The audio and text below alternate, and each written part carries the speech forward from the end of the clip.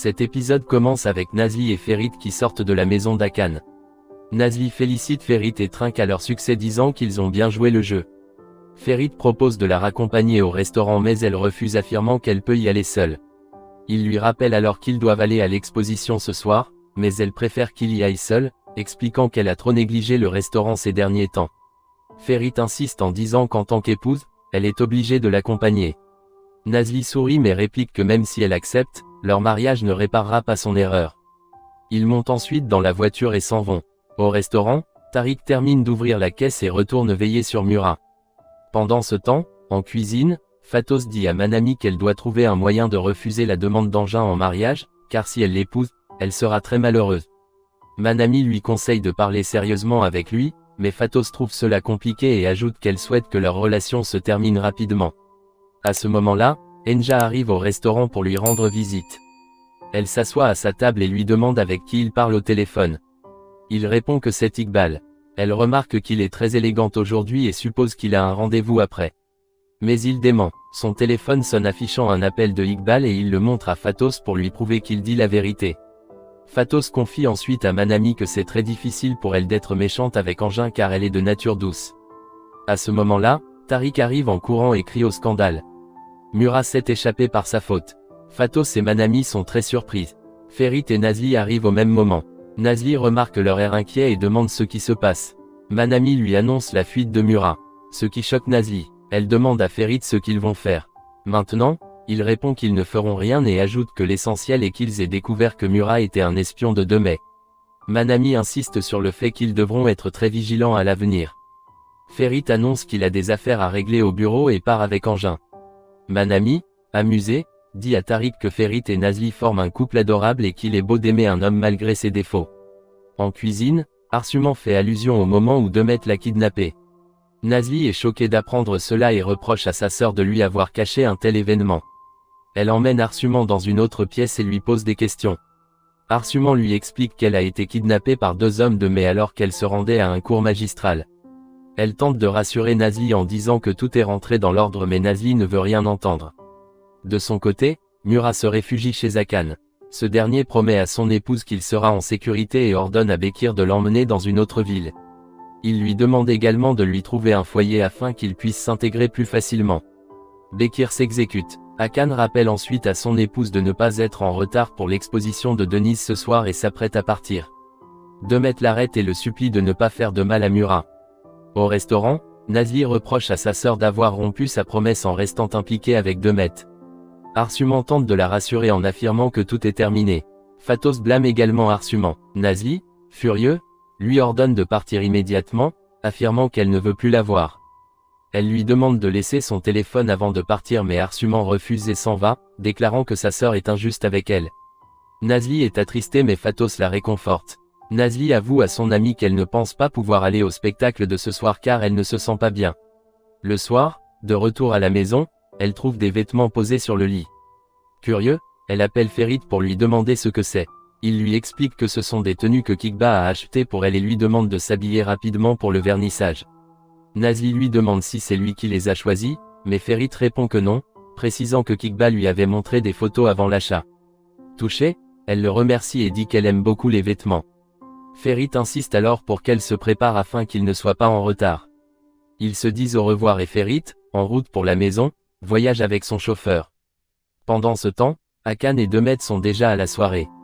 Hakan remarque que Ferit et son épouse ne sont pas encore arrivés. Demet répond que c'est normal car Nazli n'a pas l'habitude de ce genre de cérémonie.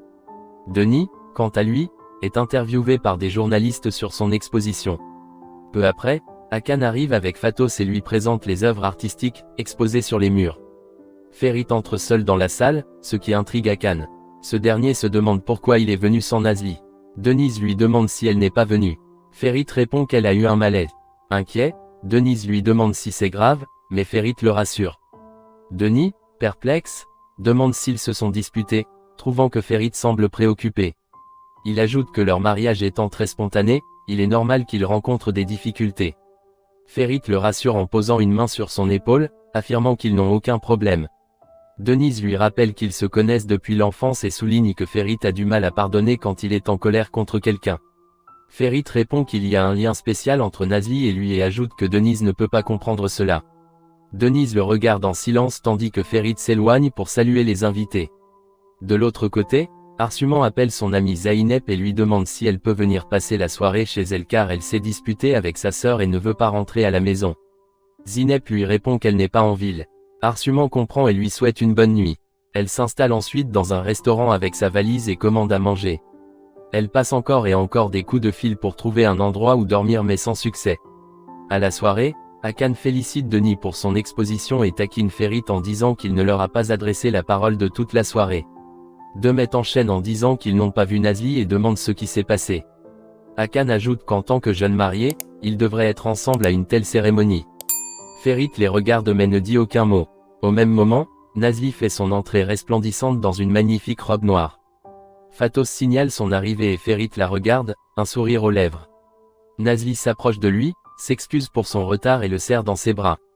Denise les observe, visiblement jaloux.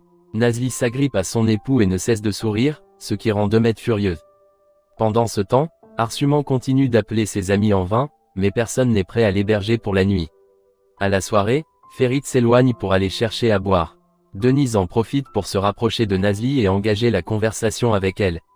Elle remarque son bracelet à son poignet et lui demande pourquoi elle l'a. Nazli avoue que c'est bien le sien et lui demande si elle peut le garder en souvenir. Elle lui demande si elle en est sûre et elle confirme.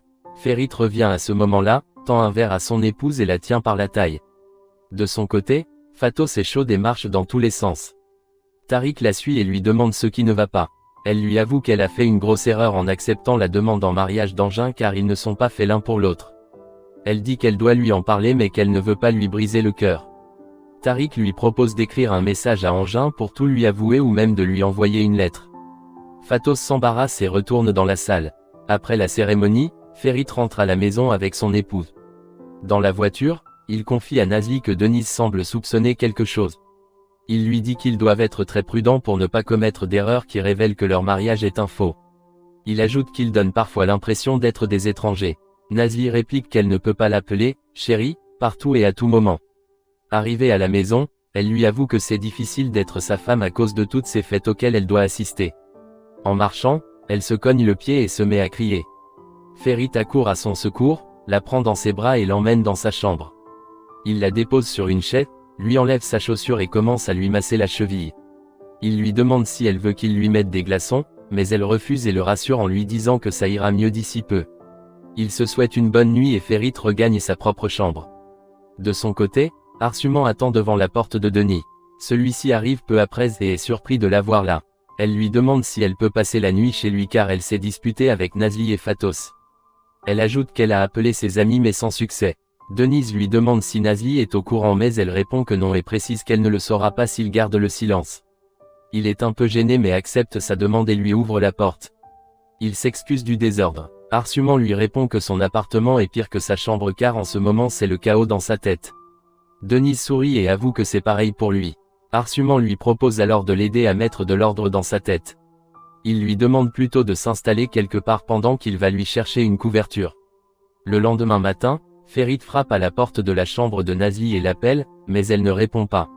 Il ouvre la porte et constate qu'elle n'est pas à l'intérieur. Pris d'inquiétude, il la cherche dans toute la maison et l'appelle sur son téléphone.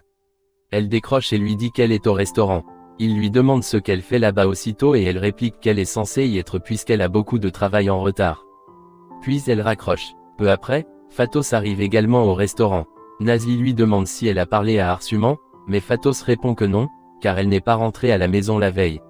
Nazli, surpris, demande où elle pourrait être. Fatos suppose qu'elle est peut-être chez Gamze et lui demande pourquoi elle s'inquiète autant. Nazli sort immédiatement son téléphone et appelle Arsuman, mais celle-ci ne répond pas. Elle tente ensuite de joindre Gamze pour savoir si Arsuman est avec elle, mais Gamze lui répond qu'elle n'a pas pu la recevoir chez elle la veille. Nazli lui demande de la prévenir si elle a des nouvelles d'Arsuman puis raccroche.